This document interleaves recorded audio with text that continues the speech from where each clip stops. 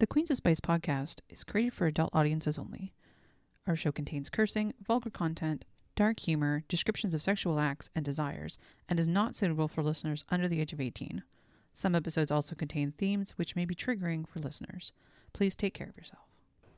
And the tornado jizzed in its pants.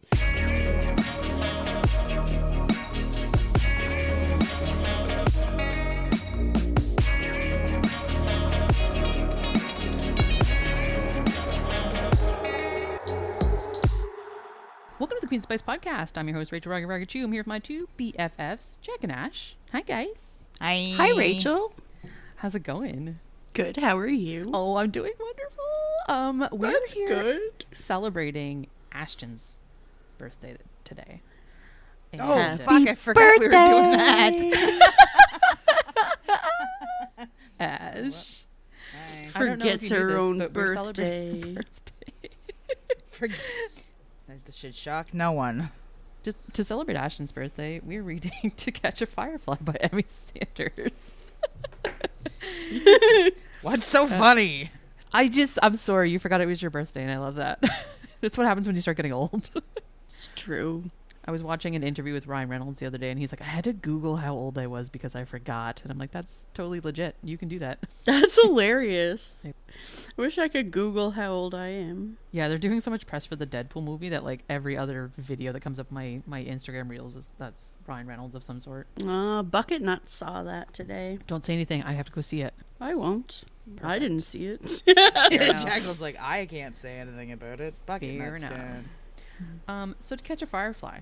Ash, do you want to like take a second and tell me maybe why? No, actually, I know why you picked this book. I was I know gonna exactly say, And let's Do you you know want- what, let's just get into it because it'll become apparent very quickly why Ashton chose this book. do you wanna take a minute to talk about your level of like unsurety going into this book and the conversation Okay. we Oh, had when no. you dropped in last? Okay, so last time we were hanging out, Ash and I were talking about this book because I needed her to understand how anxiety-inducing reading a book recommended by Ashton is, especially one that she picks for her birthday.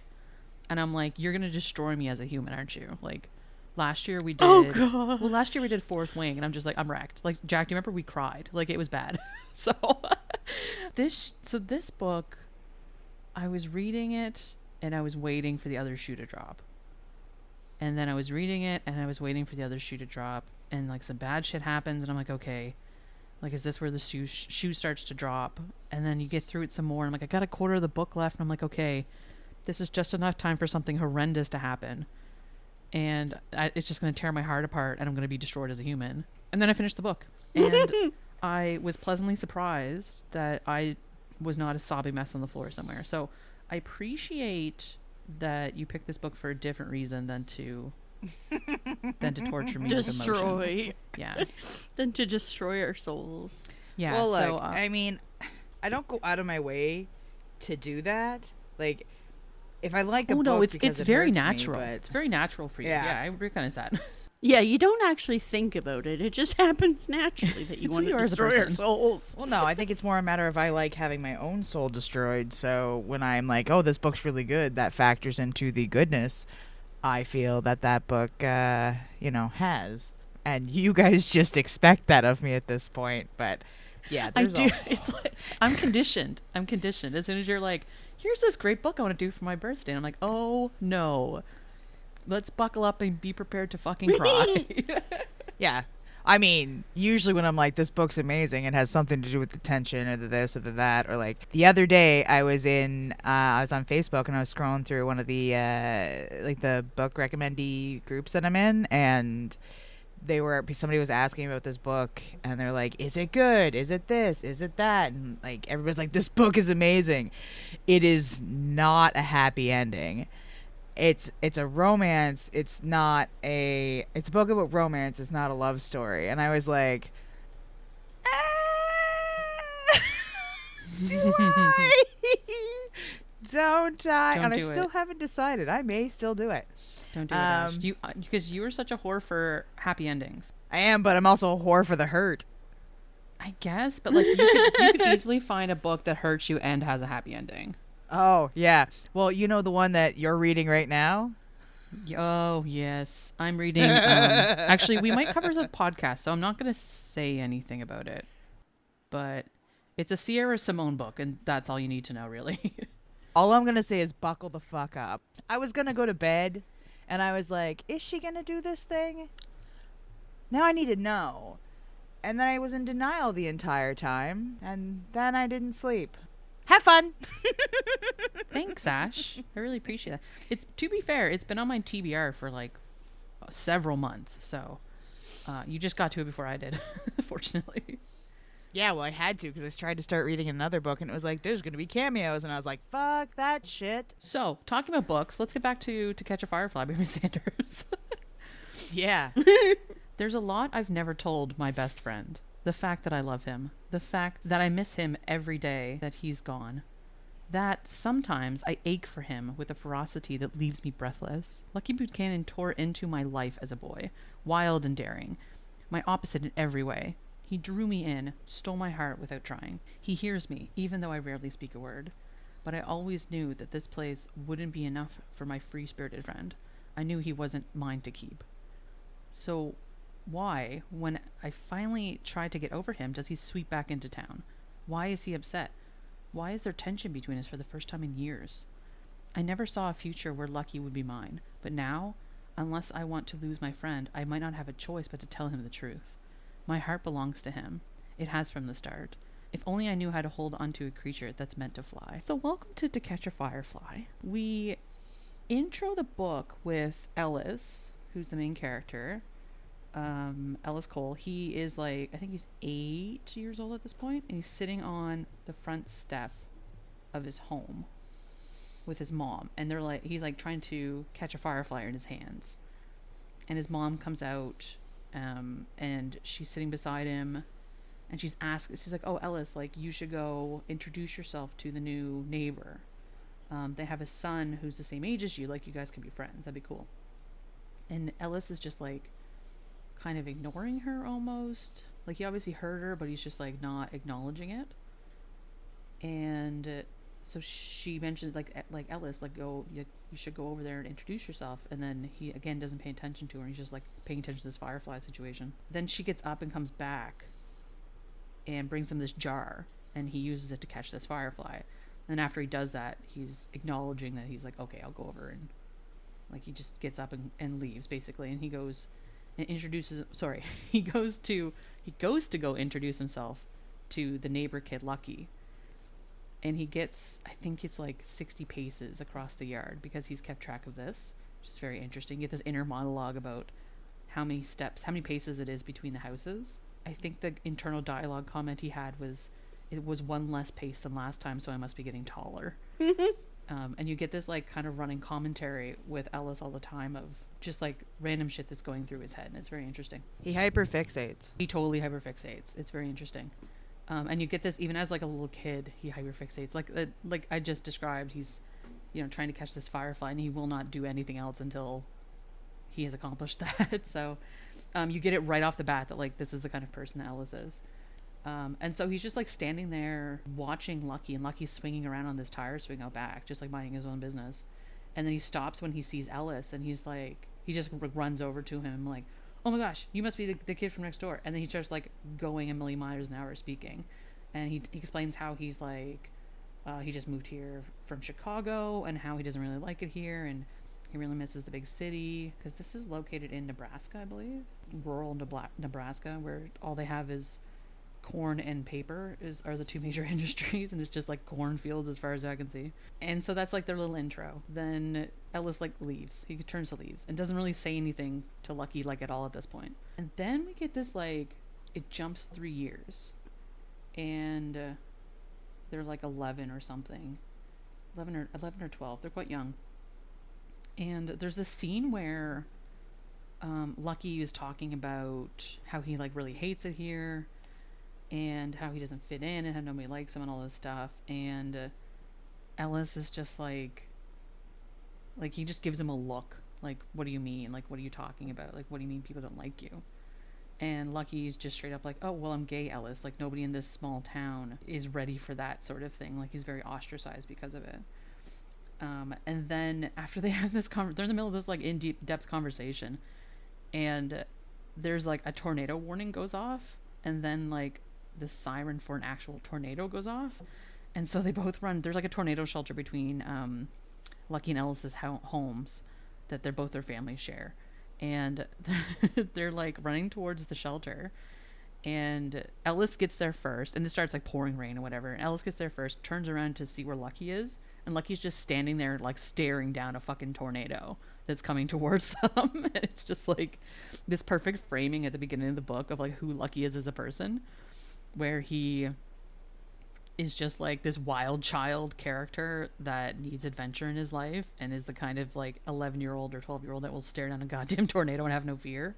Anyway, they all get into the shelter and everything's hunky-dory. So then we jump to when they're 15. Beginning of the chapter is like this fight that's going on at school, and there's a bunch of like kids on the, I think they're like football kids or something. That was my understanding.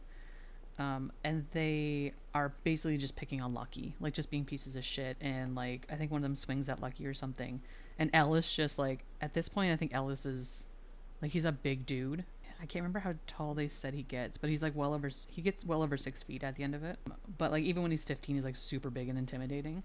And so he just like waltzes up to this guy who's like hassling Lucky and just punches him out.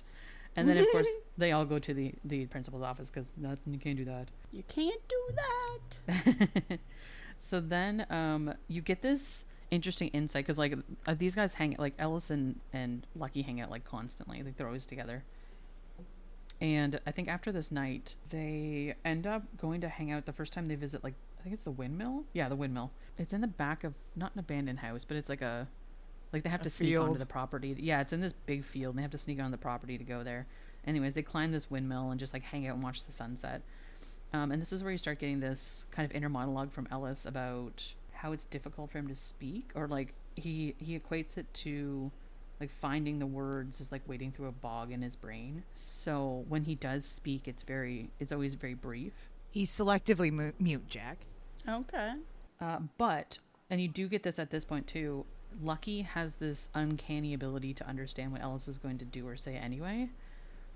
And so like Ellis will just give him a look and Lucky understands what it means. Like it's very endearing in that regard that they're like these two besties that like can just like finish each other's sentences without having a whole sentence to finish or start. I think it speaks to like the level of their relationship when they like even when they're young, and how, you know, Ellis is this character who doesn't say a lot but has a lot of thoughts, which is something you kind of come to later on, and Lucky just kind of gets it, and it makes it easy for Ellis. Their connection runs so deep so early on. Yeah, and a big thing that you get throughout this too, because like when they were 11 or 12 or whatever it was, and Lucky came out to Ellis as gay, Ellis was just like shrug, like okay, whatever, like not a really big deal. In the same way, Lucky just accepts Ellis exactly for who he is, and so they have this like this very wholesome understanding of each other, that they both just accept each other for who they are, completely and utterly. And it's very wholesome. Yeah, it's almost like two parts of the same soul in a respect, because it's like they each make up like half of an individual, and together that may make sense, which is, I guess, again, something you get into later with all of the stuff and things. So then we jump to when they're 17, and Ellis is at this point starting to realize that there is nothing that will ever keep Lucky in Nebraska. Because he's always been like this free-spirited soul who doesn't belong in this small town, and he has like these ideas of grandeur that he wants to travel the world and see everything. And they end up, and they do like these little day trips all the time. Like in this particular one, they went out to like the falls, Smith Falls. They go out to Smith Falls, and they're just like hanging out and seeing the falls, and they go like swimming. And Lucky's having this like not epiphany, but like he's having this moment where he's talking about like this town it's never felt right, it's never been right for me.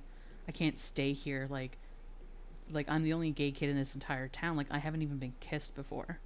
And Ellis obviously pulls Lucky in for a kiss because he doesn't want his best friend to have to suffer through this kind of thing, because Lucky has like a giant heart and he is like a romantic at his core. Ellis kind of, I think Ellis picks up on that early on about, I don't know. And then of course you have all these like feelings floated around because they're like 17-year-old boys and who knows what they are thinking of. And I don't know. And Ellis, of course, you get the kind of inner monologue from Ellis that, again, there's nothing that will keep Lucky here, so he doesn't ever put himself out there in a relationship kind of setting. Is he gay too? They No, don't. I wouldn't. No, I would say no, but I wouldn't say yes either. So I don't know. It's one of those things where he just doesn't think about it. It's not something that's like coded into him to be concerned about those kinds of relationships, because it's almost like his brain is so focused on so many other things that, you know, he likes to keep his life simple. And you see this with the way he lives his life later on. Like he has routines and things that make sense, and he just, you know, it's almost like he doesn't know how to people, and so it's not something that he thinks about until he has to. It's kind of interesting to me because I took it not that he doesn't know how to people, but that peopling doesn't matter to him. That's also a possibility. Like Yeah. it's not a main focus. Yeah, and so like, because I would get in my head about like, oh, I need to figure out how to people, and he is more like, it doesn't matter if I know how to people or not, because the people who love and care about me accept me. Yeah, and you Right. see the whys of that, I guess, later, which I will probably rant and rave about. But Yeah, you are. yeah, I always wonder in those situations: is it a you don't know how to because you don't care, and you don't care to learn because it doesn't matter to you, or because like you got to keep in mind their age too, right? Like it's interesting the way the thought processes go at that like 17 juncture versus like that would be something you would expect something in their like mid-20s to have, like I don't care, you know, people can accept me for who I am. Well, or your 30s in some cases, because let's be fair. Oh yeah, hands down. It's just Alice from the get-go strikes you as an old soul in how he approaches things, and he's just I don't think it really felt like he just didn't like complication either. And he you know, it's almost like he wasn't necessarily living for himself, but he was living for other people too. Like that was kind of a thing that I got with, like, you know, with the thing we're going to talk about next, and like how he approaches his relationship with Lucky. Excellent segue, because when the next chapter they jump to when they're 18, and this is where Ellis's mom gets diagnosed with MS, and she has the type of MS that it goes quickly, but then it stays plateaued for a number of years, and then she'll like decline again and it'll plateau again. So it's worrisome, but it's manageable is what I'll say. And so Ellis's response to this is like anger. He has he's been collecting a bunch of colored jars over the years in his, like there's a silo out back they don't use for anything. And so he's been collecting jars and putting them in the silo. And so he just goes out to the silo and starts like whiffing glass at the side of the silo and just breaking shit because he's so upset. That's how Lucky comes in and finds him and like, what the hell is going on? Of course, so the pair of them had plans to go off to university together. And of course, Ellis is now going to be staying to look after his mom. It's like this kind of heartbreaking moment where Lucky is like, no, I'll totally, like, I will stay, like, we'll stay together or whatever. And Ellis is just like, no, you have to go. Like, he will not let Lucky stay here just because of him, because he knows Lucky needs to go off and experience the world. And he's got this like wandering soul that he needs to go fill. And so Ellis, after he's done high school, he applies at one of the corn plants, and that's where he ends up working, which I think is the same plant his mom works at, actually. Yes, it is. So then we jump to age 21.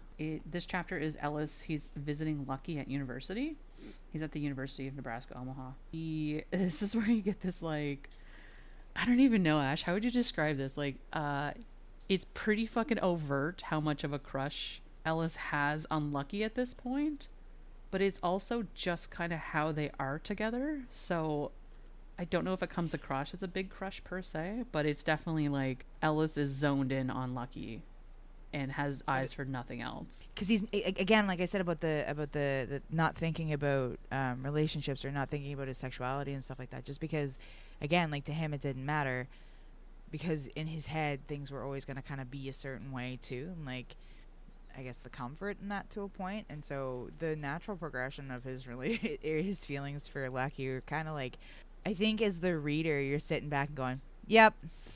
But it's also kind of like cute to watch him come to it on his own, even though he already knew it. Well, and when you get his chapters, to your earlier point that it just, the things that don't serve him don't get brought up a lot. And so he has always resolved himself to knowing that Lucky will leave and Lucky will never stay in Nebraska because, like, that's just not his future. And so, he's resolved himself to Lucky always leaving. And so you don't get a lot of internal conflict hoping that Lucky would stay, because it's very black and white that Lucky is not staying. And so Ellis still treats him like he's always treated him, like in a caring and affectionate way, but he never really pursues or chases him in a romantic way because he knows that's never the future.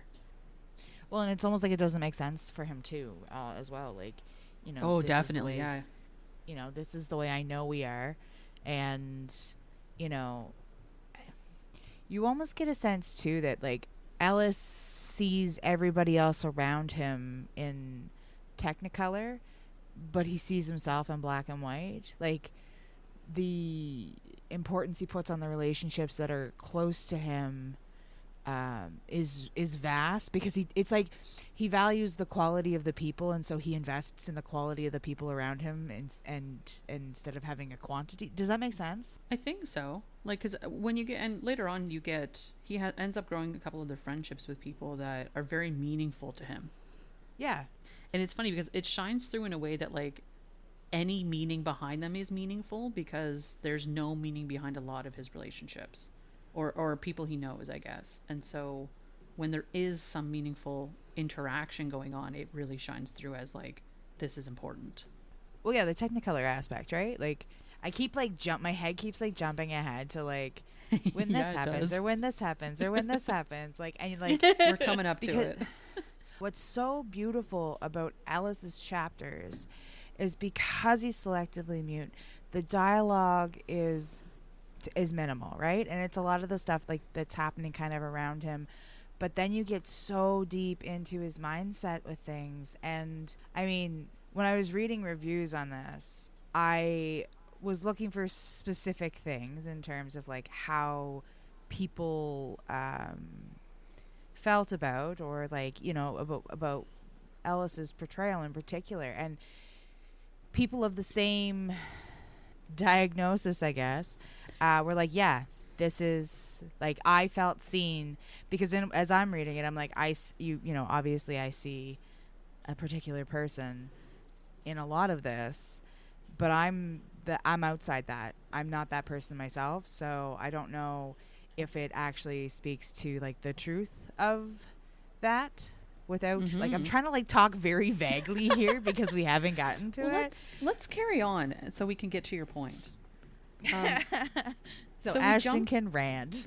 Yeah, we need Ashton to talk about this because it's very important. So then the next chapter, we jump to them being 22 years of age, and Lucky has gotten a job as a photojournalist. So this is like the summer before after he graduates university, he's back in Nebraska. And so his job is going to be based out of New York. And so there's this beautiful scene of Lucky and Ellis sitting at the windmill again and overlooking the sunset and just like reminiscing about all the dumb shit they did over the years. Kind of like this like heartfelt goodbye almost, knowing that like this is Lucky moving on finally. Like he is leaving Nebraska and he's not going to come back. And this is where the first time you get this little insight about what happened at prom. Oh, yeah. And you just get this inkling of it. And we're gonna talk more about it later, but you just get this inkling that Ellis did something very special for Lucky for prom. And they both have this like, well, Lucky is, because I think this is Lucky's chapter, you get this like very like emotional reaction from Lucky about what happened, and that's all you get at this point. So it's like this little nugget that we're going to come back to several times over the years, about or over their years, and then we jump to when they're 25, and this is where the story settles at the age 25, and then we get like, so that's, oh gosh, like maybe not even half the book, I'd say, like maybe a third of the book. When they're 25, we get a chapter where Lucky is working as a photojournalist. He is in Belize swimming with sharks. He's working with his partner, Daniil, and they're like taking photos. Daniil is wonderful. I love Daniil. All the secondary characters in this book are spectacular. All the characters, all of them are great. The characters in general are very good, but like even the secondary characters are like such wonderful, like fleshed out characters. I was shocked at how good they were, and Danny is a great example. So Danny's like, he's 28, so he's just a little bit older than Lucky. He's pansexual, he's aromantic, he's just a fucking character, and he's got so much like chutzpah or something. Like he's such a charming fucking guy. I'm sorry, was that an inappropriate word to use? No, it was just random. Our Jewish grandmother, Rachel. Have you seen my robust vocabulary, Ashton? It's very big. I just wasn't expecting chutzpah. Chutzpah. Oy vey. Oy vey. See, Daniil's interesting too, though, because like on the one hand you have this like I don't want to say he doesn't give a fuck, but like he's living his life, and that's like you know what I mean? Like he's doing his thing. But on the other hand, there's some insights that he has that you're like, sir. Okay, we're going to talk about him some more later on, because he obviously comes back up several times. But Danny is oh my God. And he's such a great friend. Yes. Like, because he and Lucky do like hook up on occasion, because like Danny is pansexual and Lucky is not like tied to anyone in particular. And so you get this inkling into their lives about how they just like hook up with random people sometimes, and it's just fun and it doesn't really mean anything, but they're still like very good friends at the end of it too. So it's just like the really kind of like wholesome relationship they have together. It's very interesting. They're fantastic. Oh, so good. The next chapter we get is Ellis's mom at 54 years old. She's like her last day at work, basically. Like she's retiring because her MS has been advancing, and she's just like, she's ready to stop working. And at the same time, we get this an introduction to Gabby, who's taking over Ellis's mom's job. And so she's been working at the same plant as Ellis and Ellis's mom for like a couple months at this point, and she's from out of state somewhere. And Gabby's wonderful. She seems like she's very she likes to talk spunky a lot, and she's perfectly okay with Ellis never talking, and it's kind of really endearing. I kind of love it. Like she just fills the quiet for both of them, and it's like, this is kind of nice. Like she's just, I don't know, she's a fun little character. And then you get this chapter that starts with Ellis writing emails to Lucky that he never sends. And so it's just this big collection of emails that every so often you'll get one in his chapter that he like writes to Lucky and just saves it to his drafts. A lot of them are like, you know, today this thing happened and it made me think of you and I really miss you, and just like fucking heart-wrenching sentimental stuff about how he feels about Lucky. But he's still always battling against that feeling of like, oh, like he's not gonna, like, he'll come back for like on occasion, he comes back just for events or for holidays and stuff, but like Lucky will never be in his life in that way again. And he'll never ask. Like he'll never make it known that it, like, because he just wants Lucky to do what Lucky wants to do. Not wants to, that's a bad way to put it, but like he just wants Lucky to live his best life, so he's never going to put it out there even if he wants him to come home. Well, and it's interesting because if this was like a typical kind of romance novel, you would get this internal conflict, I think, of like, I really want to tell this person exactly how I feel, and I would love it if they stayed here, and all this other stuff. And all you get is these emails that he just never sends to Lucky.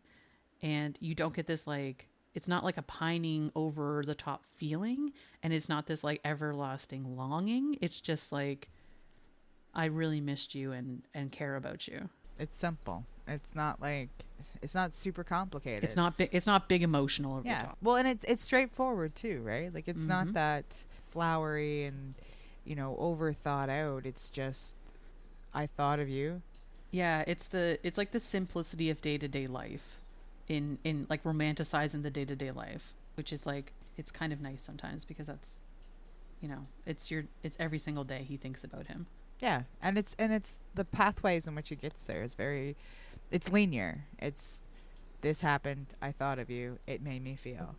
It's not all over the place with it, which I think again comes back to like the way Ellis's brain works, and how you get such a flushed out character just from that. So then we jump back to Lucky's chapter, and this is where you get that insight of like him and Danny like hooking up with this random dude at this bar somewhere. And then like when everything is said and done, I think Lucky's like standing outside or sitting outside on the deck, just like watching the sky or something, and like thinking about calling Ellis and telling him about what he's been up to. Because this is where you get this insight of like what, like every time Lucky goes somewhere, he always calls Ellis and tells him all about what his experience has been.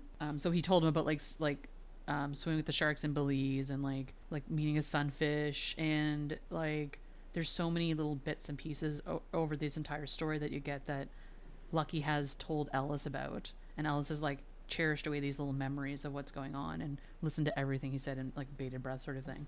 And Danny comes out when he's like sitting there thinking about calling Ellis, and he immediately, Lucky has this like faraway look in his eyes, and they have this conversation about Lucky being a romantic.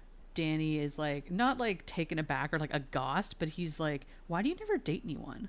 And Lucky's just like, yeah, I don't know, I just don't want to, like it's fine. And Lucky and Danny of course is like, no, but you're a romantic, you've got like big feelings, like you're waiting for big love. And then he starts picking and picking and picking, and you get this little inkling that Danny like fucking knows that Lucky has it for Ellis. Like Danny fucking knows what's up. But he kind of leaves it at that. So then the next chapter we jump back to Ellis, and Ellis is like, he's like fixing a tractor, or so, I don't know, he's doing machinery fixing bullshit that he does at his job. And Gabby is sitting there talking to him as she does, talking at him. And there's this like, Ash, did you pick up on this? There was like this adorable little moment where Ellis is like leaning away, or he's like stretching or something. It's from Ellis's point of view, so he's just like, oh yeah, like here's this thing I need to fix, and like I found this here, and oh, I'll just tighten this, it's not a big deal. And Gabby like in the background just goes silent. Yeah.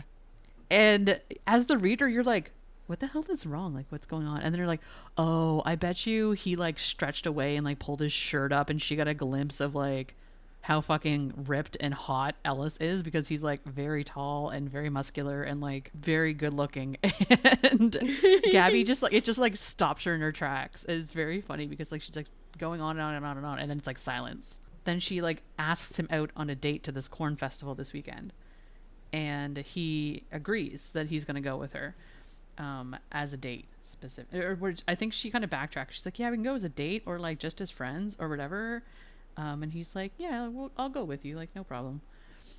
So they, you know, they're gonna have a little date, which is fun, because Ellis, again, he's like, I need to like maybe give Gabby a chance, and maybe this is what I need in my life, because I need to move on. Like why wouldn't it be Gabby? Like just very kind of pragmatic about it, not any big strong feelings per se, but more like direct, I would say. See, I took from it, he felt kind of like he had to do it because it was this thing that was supposed to be done. Like this is what people do. Like this makes sense in my life at this point. Like, you know, other people are dating, and I could, well, you know, other people are doing it. I think this is like one of the few times that you get that insight of, oh, this is a thing normal people do, maybe I should do it. it doesn't come up very often. Like he's not a very status quo kind of person, but he does everything exactly the way he thinks he should do it. So it's interesting that this is the first time it gets infiltrated that like, oh, social norms dictate that I should do XYZ. Are you saying that as the reader, it's the first time you realize this, or it's the first time that it comes up at all? I would say as a reader, it was the first time I noticed it. Okay. And that's where my head was going with it. Cause like, I mean, granted, we're coming at it from two very different like standpoints, right? So there was things all kind of through that I was picking up on when I read it. That was like, he's doing this because either he feels like he has, you know what I mean? Like that where that mindset was a little more evident to me. But I mean, from the off, I called it what it was. And then when I got to that point, I was like, yeah, that makes sense. So then we Moving on. I'm trying to get there for you, Ash. I'm trying to get there so we can talk about it. So then we get this chapter of Lucky talking to his mom on the phone or something. And his mom lets it drop that Ellis is going on a date with Gabby. And Lucky has this moment where he's like, why wouldn't Ellis tell me about this? Like, we tell each other literally everything. Like, we do not keep secrets from each other. So, like, why wouldn't he tell me he's going on a date? Like, I literally just talked to him. And then he has this moment of like, well, I need to go to Nebraska. Like, I have to go to Nebraska. And I need to go there right now. And so, because like, he and Danny are slated to get back to New York shortly anyway. So he just changes his flight. And Danny goes with him, which I love. Danny's like, yeah, fuck it. Let's go to Nebraska. Why not? Like, let's go slumming in Nebraska. Like, I just love it so much. Slumming in Nebraska.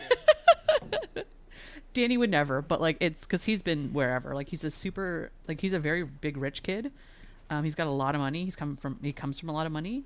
And I think Lucky cites it that like he'll be the first one though to like dive into a cave and get messy or whatever, and like not even bat an eyelash at it. So like, Danny's a very good rounded character like that. Danny would never. So you get this intro of Danny and Lucky driving through the town, and Danny asks to stop at this like convenience store or something, and Lucky gets out and he sees this glass sculpture in this shop, and it's a parrotfish, I think. And it's like this beautiful glass sculpture, and he asks the lady who's working there about it, and she's like, oh yeah, there's like, it's just an anonymous person that makes these glass sculptures. We keep them here for like a month so people can look at them. It's like a little art gallery kind of situation, and people buy them, and usually they sell out like very quickly. And so just a little, like, you know, a little nugget, Nugget. Just a little nugget of information. Just take that with what you will. That piece wasn't important at all. Yeah, no, I just put it in my notes because it caught my eye. Yeah. Parrotfish, they're cool. Yeah, people like parrotfish. I committed that to memory. I didn't even know what the fuck a parrotfish was. It's a fish. Yeah. I gathered. Is it colorful? I don't know. Does it talk? It might. I just finished a book that had a Talking what the hell was it, fish? Ash? It was I don't know. I didn't read a it. fortune telling. Sorry, I just finished a book that has a fortune telling parrot in it, which is interesting. Oh yeah, right. You did say that. We may or may not do that for the podcast. Hard to say, but No. it caught my eye. What? Jack was like, no talking parrots. What? No, it's not. I Hold draw on. the line. At fortune telling parrots. Yes. That's your line. Yep. Yeah, I'm shocked. It wasn't spicy dragon semen. It was talking parrots. The dragon semen's fine. It's the talking parrot that fucks me up. Yeah. Penguins can have as many blue babies as they want. And but penises. Talking parrots, I mean, whatever the thing was. Fortune telling parrots? No. You got it. That's the hard line. Yeah, the thing that parrots already know how to do, I can't handle. Okay, so that night, Lucky and Danny have dinner with Ellis, and you get this, like, they start swapping stories, which is very funny. You get this story about Lucky got suspended from school when he was, I think it was like 16 or 17 or something, because someone had written something terrible about Ellis on one of the bathroom stalls, and Lucky brought a bunch of paint to school in order to cover it up, and ended up spilling the paint in the bathroom and got in a bunch of shit, and then got like suspended from school for it. Danny, of course, like, this is hilarious, but Danny's also picking up on the vibes that he's like, you wouldn't get suspended from a school to defend your friend if you didn't care immensely about them. And so, like, you're getting this little inkling of what's going on.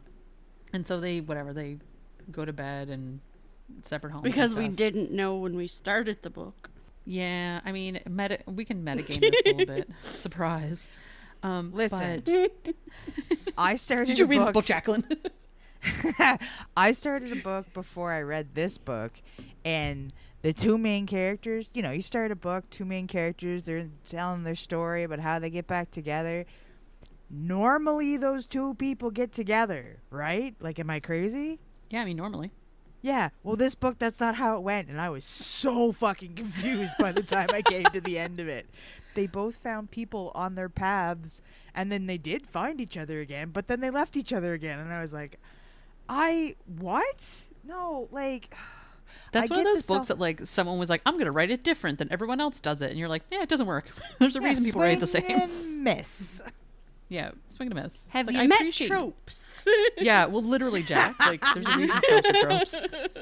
Jacqueline, gold star for using tropes. Gold star Thank for you. Jack. So proud of you. Such a good girl. Oh, I'm a good girl. Yay. So then Ellis goes and writes another email that he doesn't send.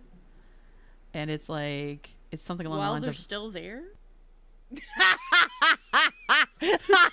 Yeah, Ellis is just sitting there on his phone writing Lucky an email. No, while I Lucky's meant like sitting right while in they're front of still him. in town. Yeah, it's when they're still in town. So because Shut again, up, it's... Ashton. You went from good girl to shut up Ashton so fast. Hey, I'm not her good girl. I'm your good girl. Yeah, you are. Okay, so he writes this email when nobody is around. It's just him by himself. Everyone's gone home for the night. And it's After something the world has ended. The zombies have taken over. And it's so Whoa! that went to a dark place. So the email was something along the lines of like, I just saw you a few minutes ago and we talked about this thing that happened and like, I care about you and all this stuff. And again, he doesn't send this email. So the next day we get this scene with Danny and Lucky where they're like just getting like they're staying at Lucky's parents' place next door. And Danny is like calling Lucky out about being in mad love with Ellis and how incredibly obvious it is. And Lucky is just, of course, denying this. It's like, no, but he like has this date and he's going out with this woman and like he's not into me. He's never been into me. Oh, he doesn't know? Lucky doesn't know? Yeah. Lucky's, I mean, yes and no. I would say like Lucky has always had a soft spot for Ellis, of course. But and Ellis has always told him the truth and been honest about everything in his life. And so when Ellis doesn't ask him to stay and Ellis doesn't tell him how he feels, he assumes that there's nothing going on there because he is also like Ellis has never admitted to being gay either. So like there's that boundary as well. Right. Where just because Ellis had always been a good friend to him and has always cared for him and been affectionate doesn't mean he's necessarily romantically interested in him, to the point that Lucky actually thinks that he's asexual, and because he's never been with anyone, he has no interest in anyone else. And so that's kind of the conclusion that's going on in Lucky's head, and Danny is just like, sure, dude, maybe explore that a little bit more.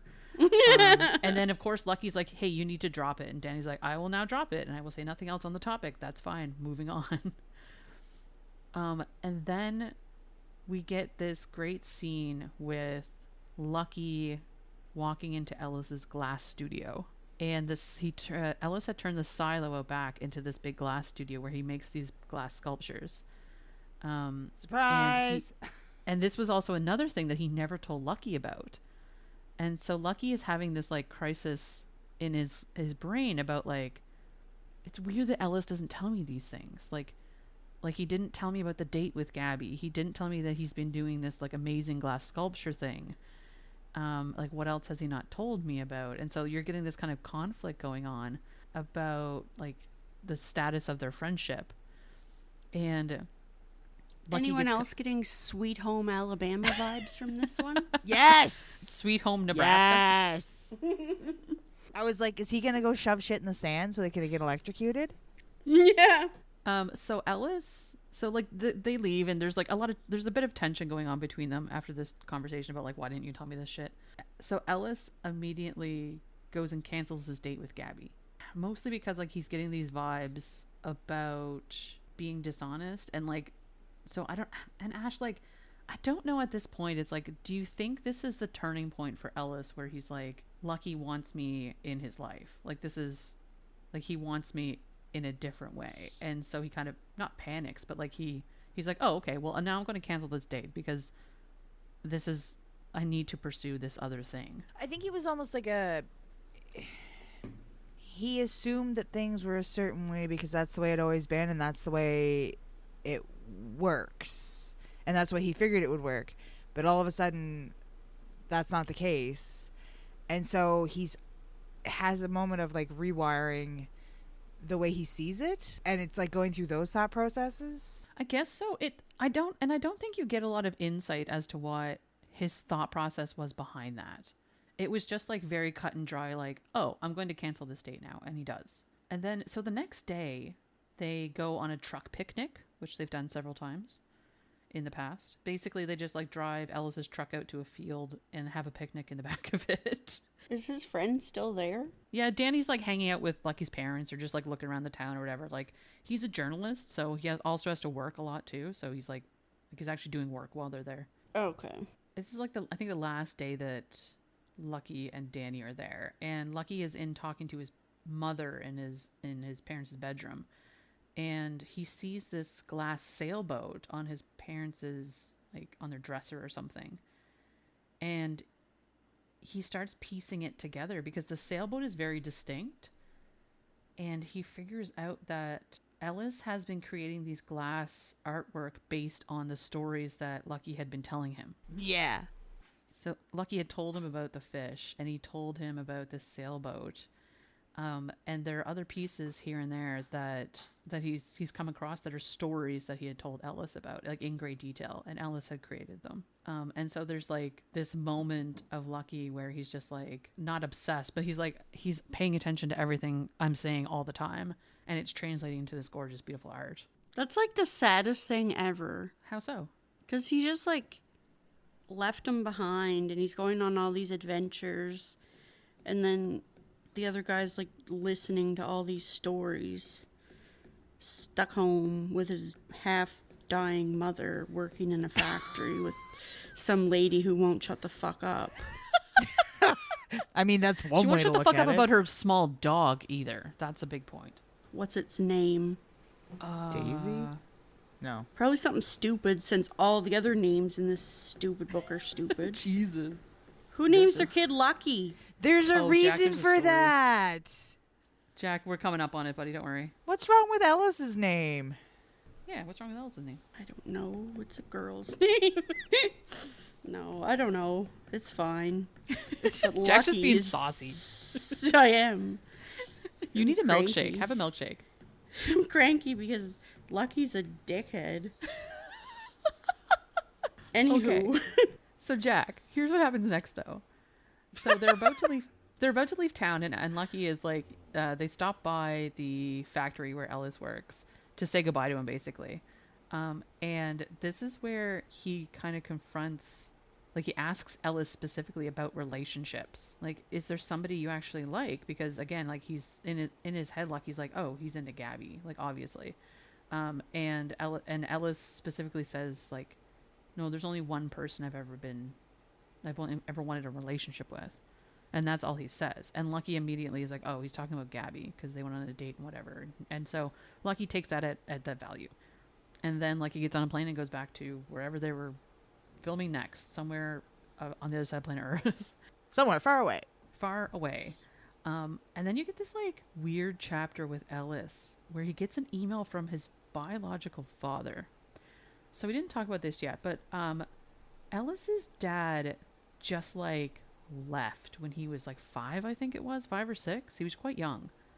Yeah. Like he literally just packed his bags and left and moved out of the house. Was he younger than that though? I feel like he was. I think he's like 4 or 5 or something. Like he was young, but not so young that he doesn't remember it clearly. Was his dad like, I don't want to deal with this autistic child, or like, So do we know why he left? I don't know. I'm really not sure, Jack, because like it doesn't get fleshed out in the book per se about why he left. And so and I'm not upset about that, but I am curious about it. Because it was one of the few loose ends in this entire book that I'm like, I'm going to speculate the shit out of this. And no, like dead ass, I sat here and I gave this whole minutes of my brain capacity to be like, why would somebody do this? And what is going on? And we'll come back to it later too, because like his father, this is like just the first time he gets like a presence in the book, I'll say, because it gets mentioned that he had left or whatever when he was younger. But this is where he like comes into the actual story. So he gets this email. Ellis gets this email. His father is just like, hey, it would be great to meet up. Can we get like coffee or something? And Ellis just straight up writes him back, no, and hits send. And that's it. And that's the end of it. And so then we move on from this, and you get this new relationship he's starting to build with this guy named Riley, who he went to school with. And Riley was one of those like jock idiots who had like picked on Lucky growing up, but then kind of grew the fuck out of it, as one does. And so he started like being more friendly with Ellis and like inviting him out. They always go out for drinks or whatever on Friday nights. And so he invites him out to those kind of things, and like genuinely wants to become friends with Ellis, which is really kind of wholesome and nice. Does he work at the factory too? Yeah, they work at the factory together. And then we get this like weird distance is happening between Lucky and Ellis, and Lucky is just like being really reckless, and just like getting drunk a lot, and Danny like calls him out for it, and he's like, not that I mind, all this like threesomes and all the crazy sexcapades and stuff, but you are definitely distracting yourself from something. Like, what the fuck is going on? Like Danny like calls him out in a big way on it, and so he gets it. He finally reconciles it enough to call Ellis to apologize for being so distant and cold in the last couple months. Because of this, like at the times that they've talked in the last few like weeks or months or however long it's been, Lucky never brings up anything about Gabby, because this is the sore subject of like, oh, like how's your relationship going, sort of thing. Like he just would never talk about it because like it was this point of contention between the two of them. And so at this point where he's like calling to apologize and shit, he specifically asks like, oh, how's Gabby doing? Or like, how was your date with Gabby or whatever? And just like asks about it. And Ellis says that he canceled his date. He never went on a date. And this is where Lucky clues in to like, wait a second. You didn't go with Gabby. You have no interest in Gabby. But you said there's one person who you... Oh, come on, bro. who you always wanted. And then Jacqueline, do you know what happens next? What? There's a storm in Nebraska and there's a tornado warning, and they have to hang up and can't finish the call. I hope Gabby's like just happened to be visiting his parents, and so she has to go in the shelter, and then they hook up. And then the story's over. The end. With Gabby having his baby. Oh my God. And us finding out that Lucky's named Lucky because his mom tripped over on a horseshoe and fell on his dad's dick or something and got pregnant. Jeez. Are you sure you haven't read this book before? You didn't read this book, Jack? Oh my God. I'm shocked. How did you guess all of those things? Okay. Oh, actually, do you know what should happen? Go on. What should happen? Is, what's his friend's name? Danny. So he should have been like, yo, bro, like, do you care if since you don't like this Ellis guy, do you care if I ask him out? Oh my And god, could then- you imagine? And then Lucky's like, oh no, like, go ahead, of course, being like, oh my god, I'm gonna die inside. And then they go out, and then he just, like, his friend makes it out that it was, like, this amazing date, and he thinks he might be the one, and then he's like, fine, I love him, okay? And The then jealousy card. Ellis, Yep. exactly, but Ellis is just, like, just outside because he was dropping him off. Oh. But then, like, had to go back in to gift his mom some other sculpture. What of you're the two describing. families holding Two hands. families. What you're describing is a 90s rom-com. Literally, yeah. Not that there's anything wrong with that, but that's not what this book is about. Okay, carry on. Okay. So, Jack was like, well, fine. so Lucky is now in his state because he's just come to this revelation that Ellis is in mad love with him. He's the only person that Ellis had ever wanted and ever needed. And then there's a big storm and he has to not talk to him about this. And so in true Lucky fashion, he immediately gets on a plane and flies back to Nebraska. Because that's smart. There's a giant storm in Nebraska, so let's go there. Yeah, listen, the semantics. I'm not gonna pretend to understand how a plane landed during those storms, but that's fine. We're not gonna look into that. Also, does he not give a shit that his parents are, like, in the way of this?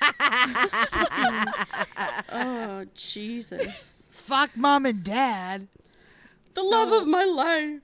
Oh, hey, Mom. It's more so that he wants to talk to Ellis, less so that he's worried that Ellis is caught in a storm. Because, like, storms in Nebraska apparently are a very normal thing. So, like, that's not the concern. The concern is that he needs to talk to Ellis right now. I don't think we were arguing the point of him going. I think we were just arguing the logistical nightmare that it would be for him to get there or why he would do it.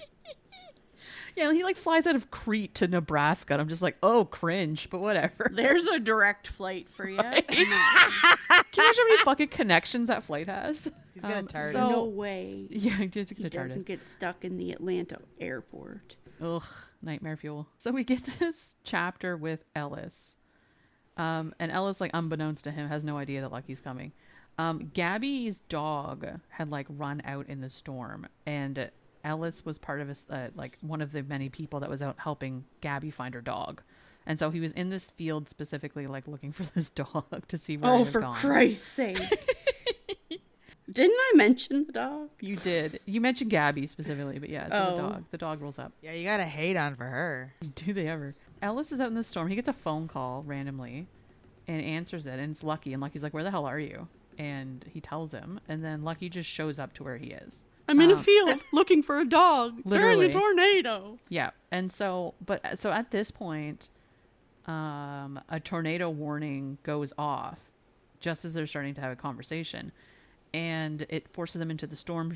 There's a storm shelter near an abandoned house nearby. So they jump into the storm shelter and, like, batten down the hatches. They start having this conversation, and you probably know where this is going. Probably they have the dog, and the dog pees on the floor and distracts them. And I will say right now, the dog is safe. The dog has been rescued. and then there's, like, a homeless man that's in the shelter as well, and they don't notice him until after they start making out. And then they're just like, bro, can you turn around or something? Just, Bro, can you stop just look looking. Why do after you this got perv? dog? Jacqueline, just I know look this after this isn't like a dog. crazy book or anything, but like I feel like she's bored. She's like, this is too normal. This is too no, nothing's happened yet.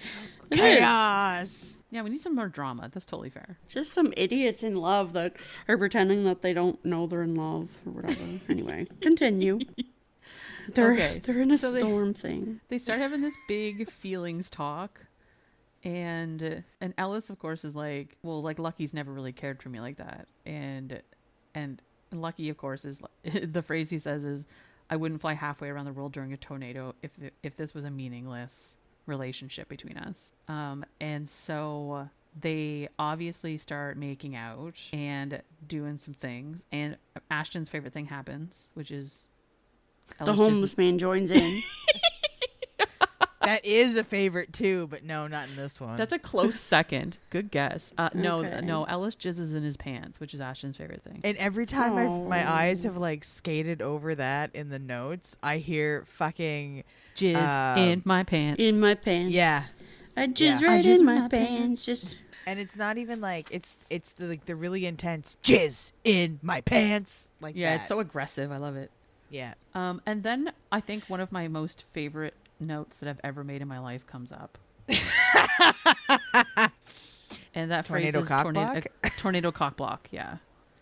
the Because they're tornado like cock block them. having it out, and like it's getting hot and heavy. Some shit's gonna go down, and then the tornado like lands directly above them, and part of the ceiling caves in and collapses, and like they get trapped in the cellar basically. And so No wonder he jizzes in his pants. That's exciting. we finally got to the Jack's good like, part. fuck the homeless man. The tornado joins in. So they're trapped in that cellar for a bit. And the tornado jizzed in his pants. That's the hail. I was in a tornado warning before. Were you really? When I Where? went to visit Bucket Nuts. Oh, in Minnesota. We were at a museum, and all of a sudden it was like, I don't know, like whatever, like kind of like a fire alarm or something. And of course, me being from where we are, I was just like, oh, whatever. So I'm just like continue walking around, and everybody's like, okay, like you have to go. Nova Scotia, we do not take sirens You seriously. have to go to the basement. Yeah. Everybody like go to the basement. We had to like sit down there in like the concrete basement until such time the tornado passed. That's It wild. was very interesting. Huh. Yeah. That sounds Good fun. times. I don't know how I can follow it up. It's a good story. Yeah. You really Um, can't. Not unless somebody jizzed in their pants. Yeah, I mean, I don't think so. I could ask Bucket Nuts though. Hey, Oh, remember you when we were in that tornado watch? Did you jizz in your pants? Yes, I guess he did. I don't know what's happening. oh, well, thanks for that He insight. jizzed right in his pants in the museum basement. I'll have Thank to you for work that. on the song. We'll workshop it. The rest of this is going to be really lackluster. I'm so sorry, Jack. Compared to jizzing in your pants in tornadoes. So they get rescued by Riley and all those dudes. Riley's like a volunteer firefighter or something. So they get rescued by those guys. Lucky's parents didn't even know he was here, to your point, Jack, because he just like landed. And so they're all shocked when they're like, oh my God, Lucky's here. What the fuck? Glad you're all safe. They weren't watching the direct flights from Crete to see if any of them were landing today. Yeah, exactly. Well, they didn't even know that he would be on it. Yeah, but it's just funny because there's no way. Anyway, it's fine. Oh, I understand now. That was a hilarious joke. Thank you, Jacqueline. Thank you for getting it. You're welcome. So then, of course, now that they've had it out and jizzed in pants and made out and had the conversations, they're now doing some sexy shower times after everyone gets settled and home and whatever, and they sleep together. And now there's no going back. So the next day, they just like start officially dating. Basically, they go out on a picnic lunch again, and then they exchange BJs in the cornfield, as one does. Yeah, but Rachel's note says corn BJs. It doesn't say BJs in a cornfield. You're damn right it Corn does. BJs. Yep. Oh, see, sometimes I wish I got the better notes. I mean, this is my stream of consciousness as I'm reading the book when I write these stuff down. So like corn BJs and tornado cock blocks are real gems. They just like come out. The only thing that's sort of funny that I get is both main characters love the cock. But like, is that really true? I feel like the one guy isn't like... Ellis likes Lucky's cock, in fairness. Yeah, of Yeah. course, but like... But no, cocks in general, that's fair. Otherwise, I wouldn't Fair. describe him as like a cock fiend or anything. Yeah. Oh my god. I think Well, that's a this fair is- assessment. This is like in the beginning when you asked if he was gay or not, right? Like, no. He's gay for but Lucky. yes. He's Demi. Yeah. Demi Pan? He doesn't like labels, actually.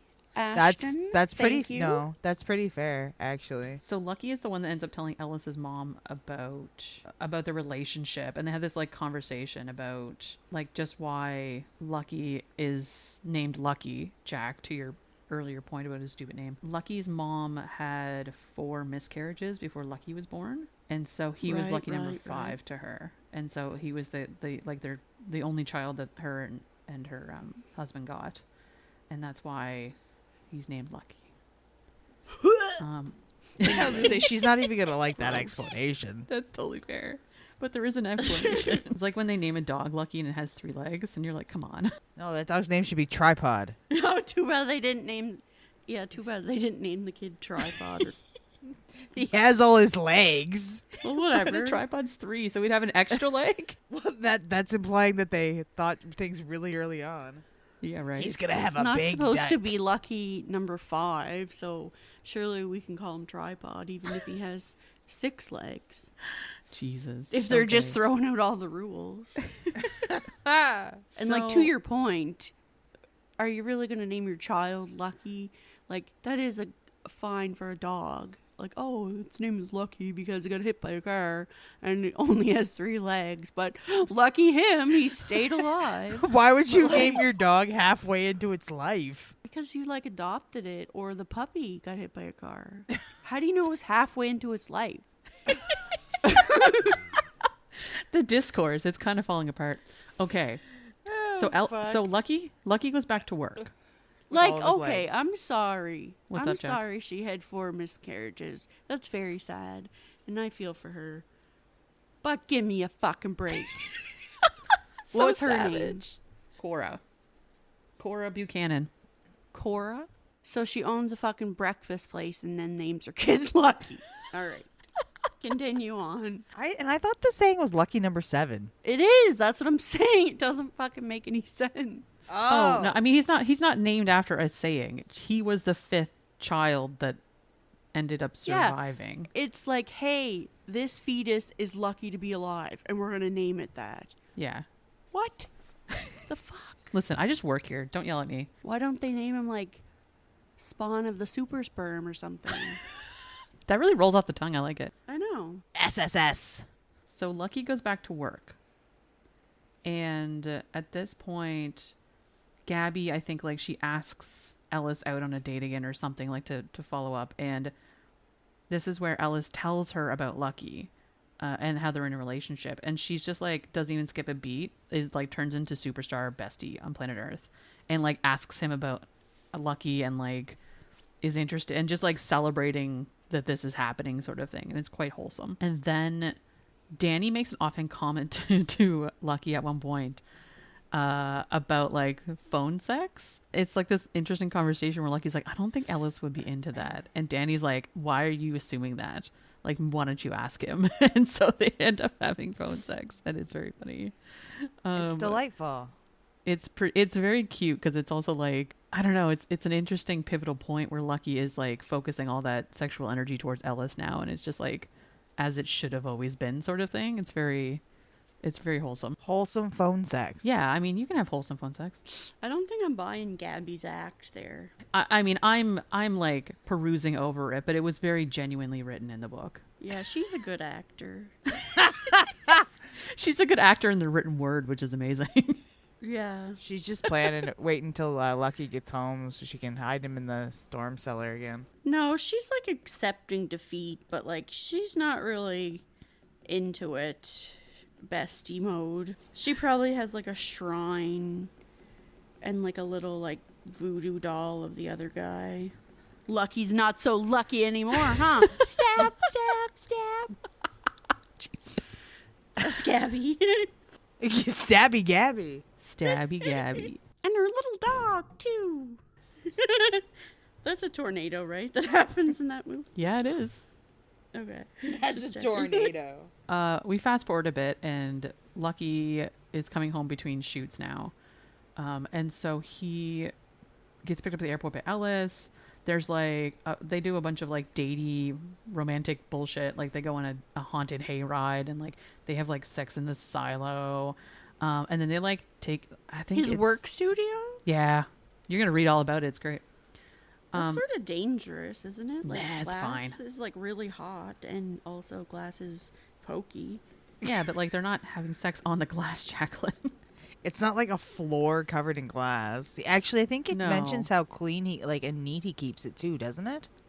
Yeah, it's pretty tidy. Lucky like takes some salacious photos of Ellis just to have, as one does. And then like there's just some very adorable day-to-day relationshipy shit they end up doing. And then unbeknownst to Ellis, Lucky makes a meeting with his boss to talk about moving back home instead of being located in New York, because his job is like 95% remote anyway. And so he's like, well, why don't I just like bump that 5% to be remote, and I'll move home to Nebraska to be with Ellis full time. And he doesn't tell Ellis this yet, so it's like, in the works. And then we get this chapter where Ellis's dad comes back in. So some random guy shows up at Ellis's house, basically announces that Ellis's father has passed away and left his entire estate to Ellis. And this is like a very weird kind of moment, because Ellis is just like, why the hell would he do that? Like, the man hasn't talked to me in, like, at this point, like 20 years basically, and has never contacted him at all.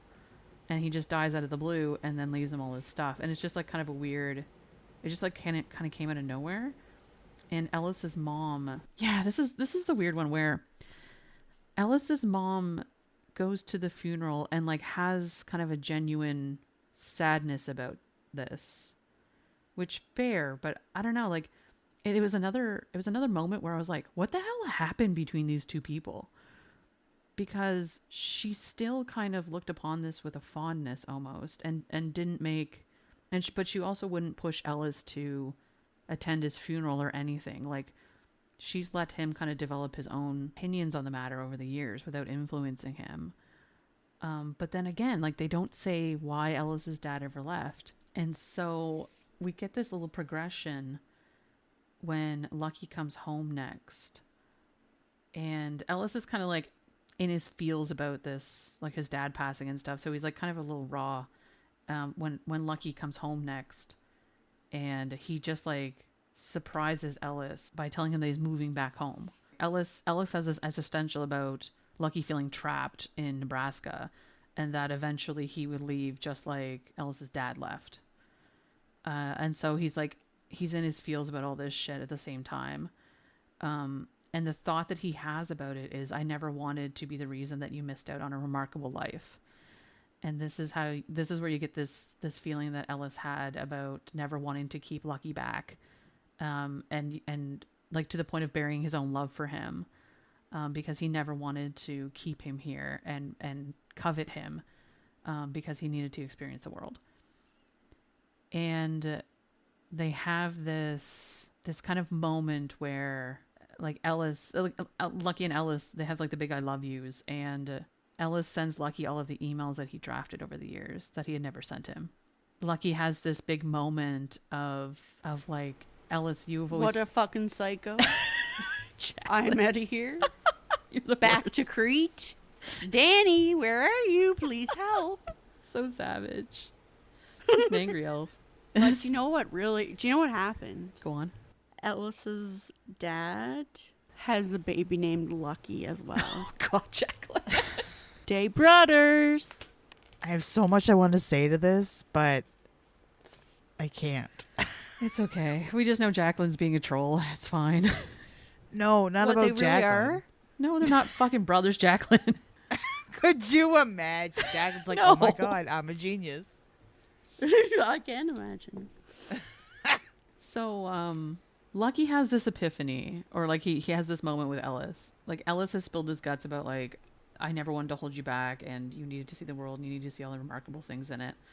And Lucky comes back with the most remarkable thing in my life has always been you, Ellis, and you're my big goddamn romance. Lucky at his core has always been this big romantic, and like chasing that romance has always been a key thing for him. And this is why he's like staying here with Ellis constant, like for indefinitely, basically.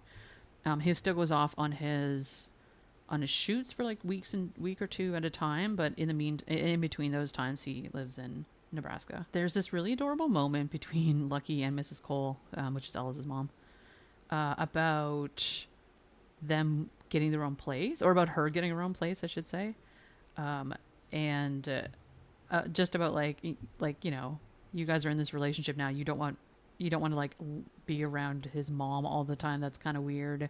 Like, if you guys want to move out, please do that. Like, yeah, she still has MS, but she's very stable at this point, and she has like all the assistance she needs, and everything's like kind of taken care of. And so you get this little insight with Miss Cole talking about Ellis in general and his early life, and about the treatment she was trying to get him when he was younger. Ash, I think you and I were talking about this. Like, I just, yeah, this is the scene. This is where you want to talk. So I'm going to let you talk about this, Ash.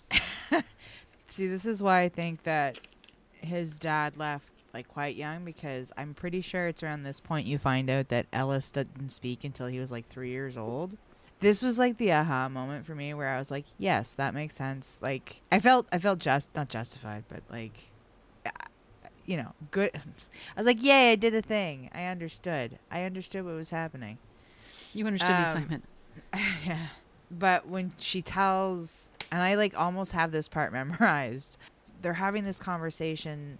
It kind of comes up, I think, about how, in a roundabout way, about like how Ellis communicates. I think, is it, Rachel? Was that the implication here? The summation of it was that there is nothing wrong with Ellis. Before that, like, they're talking about, I think this is when they're having the conversation about Ellis's dad, and she's like, so did Ellis tell you? And then it kind of leads into like how almost like how he communicates and why, like, because she just flat out says, my son is neurodivergent, you know this, which is like, as the reader, you know it. And then, you know, I think she mentions about being, I'm pretty sure it's 3, and then it was like the doctors diagnosed him with autism early on, which, like Jacqueline mentioned. This whole thing just fucking like sang to me in ways that, like, I think I cried harder over this than I did over like certain characters' deaths in books that I've read. Because she talks about like the speech pathologist and like doctor's appointments, and like I think they had to travel like quite a distance. Like, like the effort she was making to, in her eyes, and this fucking killed me, to in her eyes, get her child help or figure out like how to best help him. And at the end of the day, it just ended up with him getting more withdrawn. And like, can you imagine what it's like to have the world tell you that they think you're broken? And this moment of like, she thought she was doing the best she could, as most parents you would hope would, and she just realized that she was making it, or not she, but like that whole situation was making it worse, because everybody needs something different. And she was doing what, you know, she was told she should do, like all the things. And that's when it boils down to like, you know, he's not broken.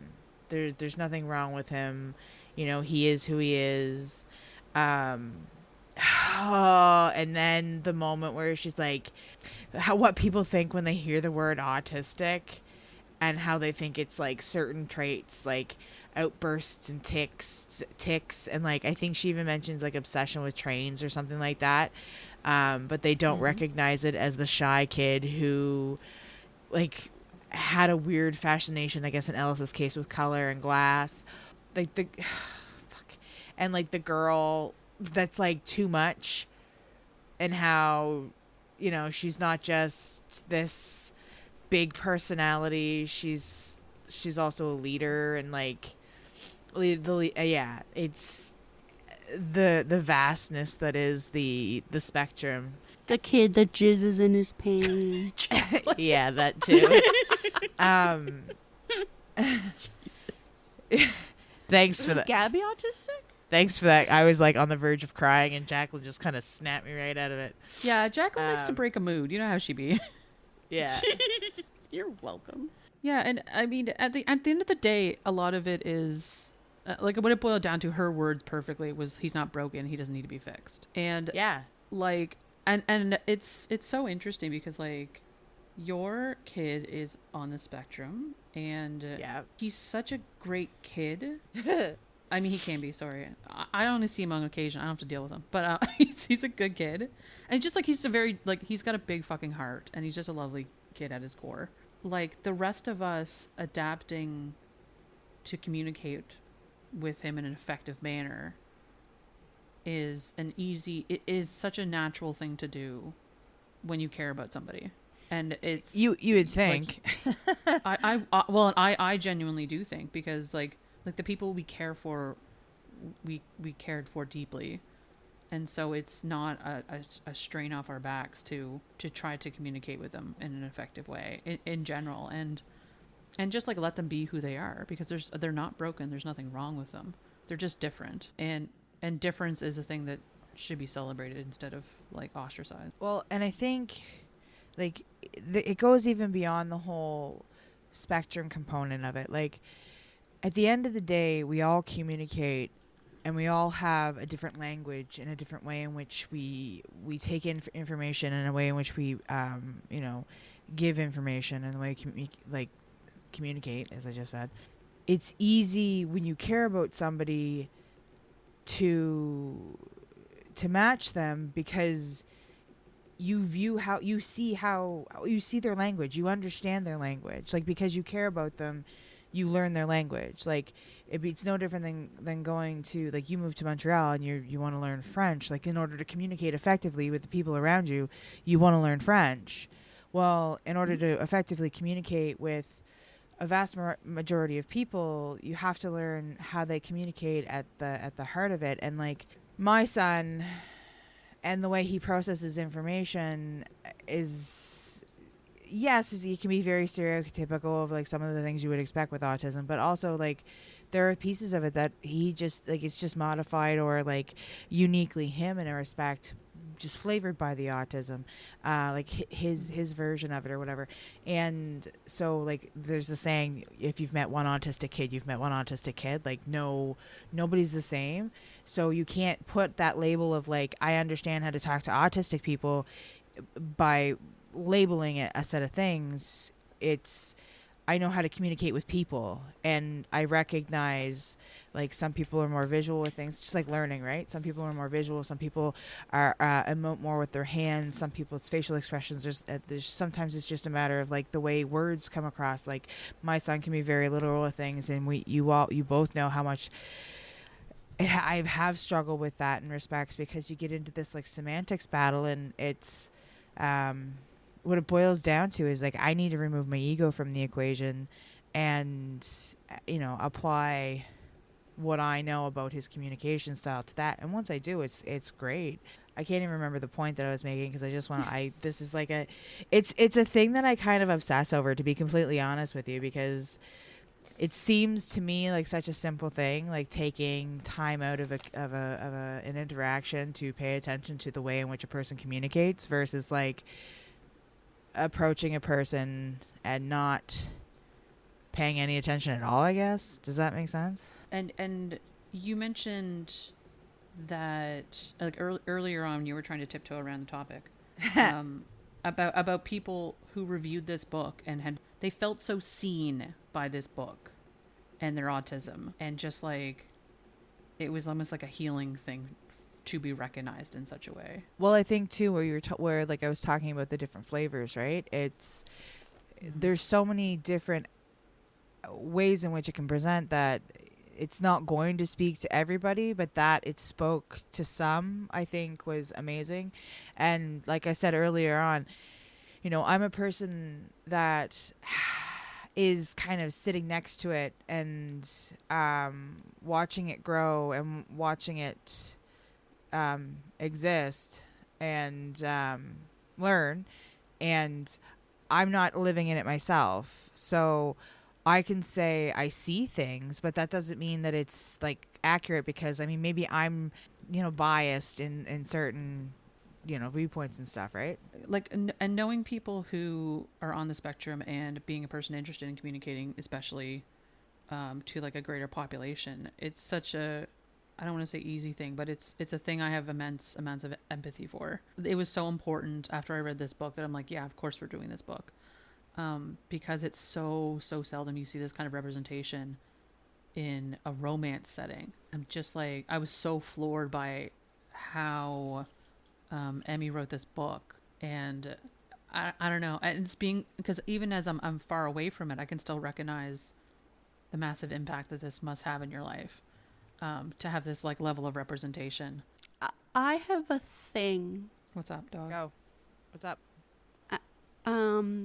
Well, I feel like you both sort of said that it's natural and like easy to want to like figure out someone's communication style that you love or whatever. But you're talking as like neurotypical-ish, that it's natural and easy to do that, but like on the potentially neurospicy side of things, I don't know that it's like super easy or natural. So here we have us leaning into you and the neurospicy. When I say it's easy, I mean it's easy for me. I don't mean it's an easy task, because it's not an easy task in any capacity. It should be theoretically, but like when I'm saying it's an easy thing to do, I mean me anyway. When I say it, I mean for me to do. You would hope that it would be for other people, but you went on the literal tangent with that one.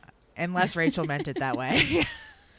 No, I didn't. And I think the way I'm kind of thinking about it, Jack, if this helps, is that like, imagine when we grew up, like autism now has a much better representation and understanding than it did, and acceptance, I'll say, than it ever did us growing up. And so when I say it's easy for me to have empathy and to adapt to those kind of things, I mean that I have no issues whatsoever. Like, it doesn't even cross my mind to do that. Like, of course I will do that. So it's easy in that making the decision to make the conscious effort to go the distance to help to understand other people is the easy choice to make. It is not easy to do. So yeah, same. No, same as I Ash, know would that's say. what you meant, and that's what I mean. Like, it's not necessarily like easy to Oh gosh, I have a whole degree in communication. Like, it's a lot of work. even and it's a lot of- identify, yeah. you know?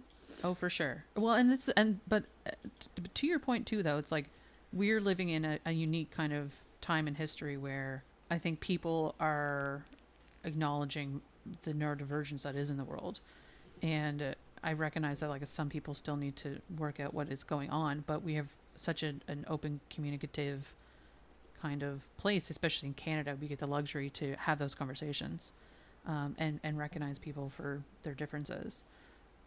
So I don't know. There's always a ton of work to be done, and there will continue to be work to be done, but like we're going in the right directions, I feel. Also, it's easy when you know a thing to know a thing, but if you don't know a thing, you can't know a thing. So to your point, Jack, like, it's not easy if you don't recognize it, but I mean, if it's not there, because it's not there for you, right? So it's my brain just kind of went boo. But you get what I'm saying? Like, when you know it's there, it's easy to want to be there and adapt to that and to understand and to show people that you care in that way. But like, not everybody sees it. Well, and if you don't know, you don't know. I think is what you're getting at. That's what I'm saying. Yeah. Yeah. Well, and that's why like when there is more representation in the world, people see it, and when they see it, they can empathize with it more. And so we don't hide these things. People don't live in closets anymore. We don't do that.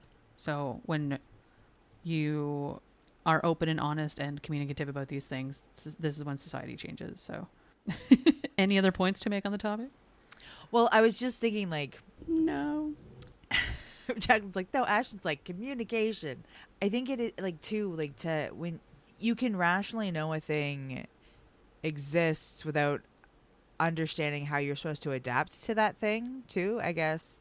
And it might not be easy necessarily for somebody to see why the path forward is the path forward, because like, why can't it just be this way, because that's the way my brain understands it. Yeah, and I mean that comes back to being a reasonable human being, and that goes across the board, not just for mental illness but on many things. That like you need to just be open-minded and try to understand other people's perspectives. And that's just a normal walk of life kind of thing that we all need to do, I think. And just let people be who they are. So, moving on to more fun tops. we are going to the father's funeral now. Oh, cool. So Lucky ends up, or Ellis ends up, does end up going to his father's funeral, and Lucky goes with him. And the mother is there too. And so you get this thing about Ellis's dad, because Ellis talks about it briefly with Lucky about like how he remembers his father just leaving, hugged him goodbye even, and just like it was almost like a perfectly normal, acceptable thing for him to walk out of their life. Yeah. And Ellis's mom like specifically asked at one point, like, oh, did he never see anyone else? He never married again? And the person representing his estate was like, no, he never had anyone else in his life. It was just him by himself. And it's like, what? Like, I'm so curious as to what the point of that was. Oh, Because I'm like, was his father also neurodivergent? And that was him expressing that? Do you know what I mean? Like, he just... yeah. I don't know. What was your take on that? There was a bit of that, but then there was also like, I also read into it in a different respect in terms of like, it was almost the way that the author was showing that the problem was with Ellis's dad, not with Ellis. Like, Ellis's dad is incapable of having a relationship for whatever case may be, and whether he's working on something with himself or not, but, you know, Ellis wasn't the problem. And I mean, again, like maybe I was just looking to that because I was like, oh, that's a sweet message to get because it's interpretation, right? I want to say, like, because again, I have no tangible evidence of how, of what went on there. So I'd be so curious to know what Emmy's take on that was. Because if we're talking about, like, his father also being autistic, potentially, and, like, did his father live the life of, I need to get married and have a kid? Mm-hmm. And then when he sees that his kid is neurodivergent and that the mother's conclusion was that there is nothing wrong with this, does he then himself feel free enough to go live his own life? Well, some people, like, I guess to Daniil's romantic nature, right? Like, some people just wired that way, and not everybody needs to be in a relationship. Maybe that was kind of the, like, to your point, like, he realized that it was okay to live his life. Like, he's okay to be the person he wants to be, and that person is kind of more isolated, or, you know, who knows, right? Yeah. I don't know. It was just interesting because, and that was like a slight resolution from like my standpoint, because I don't know that Ellis came to that conclusion at all. And it was mostly just like an acceptance thing that like, okay, this has happened. It was never my fault that he left. And it was just like, let's move on from this sort of thing. It would also explain Miss Cole's reaction, though. Like, Ellis's mom not being mad to, like, being left with a child and having, you know what I mean? Like, it could explain why Ellis's mom reacted the way she did, not being angry or, I mean, I think in part that was for Ellis as well, but not having that intense emotional reaction because she understood to a component, like, to a point, like, why or how it happened. Well, and there's also, like, she also never remarried or dated again or anything because her kid was her entire life. And I don't know. It's just like, it's like this resolution at the end of the book that got me thinking more about it. And I'm like, geez, I wonder, like there's layers to this shit. Like, it went really far, I feel. I mean, that one I can understand a little bit more to a certain point because I lived an aspect of that, right? Like, you know, to have a child and to realize the thing that you're doing, thinking you're helping that child, is not helping that child, and to want your child to have the most love and feel the most authentic and comfortable, like, that's a lot of work. I made choices about things in my life that I felt would be in the best interest of my child in terms of, like, missing out on or choosing not to do certain things, which other people felt like maybe would have been a normal thing to do.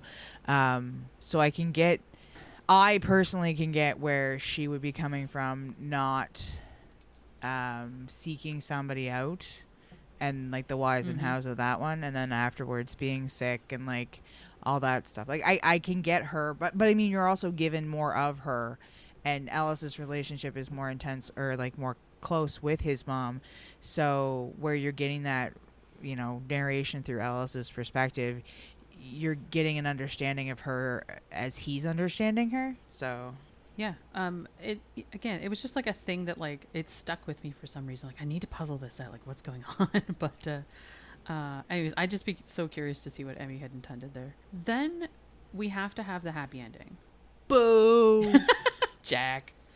So they go to New Year's at the bar with the whole crew. Like Riley's there and Gabby's there. All the football guys from high school who were like assholes are there because they're all townies still. And there's like this kind of quiet acceptance of Ellis and Lucky now that they're all grown as adults. And like I think one of the football guys turned out to be gay or something too. Like there's like a kind of a subplot going on there.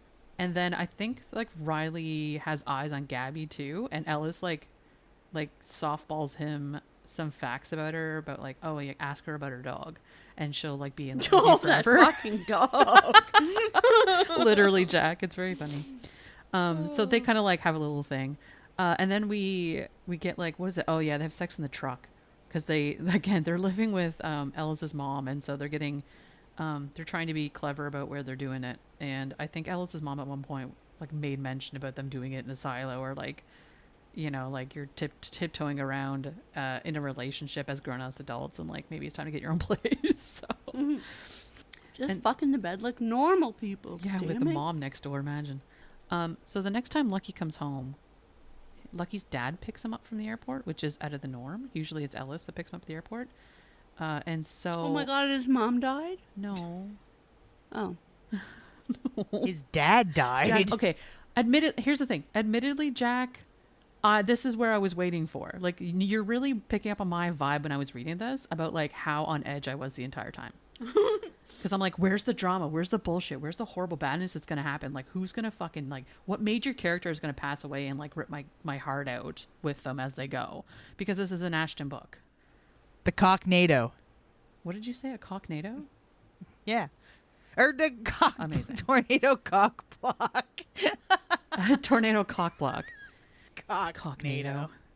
That's a whole... I bet you somebody has made that. Okay, so... Back to Pornhub I go. So educational.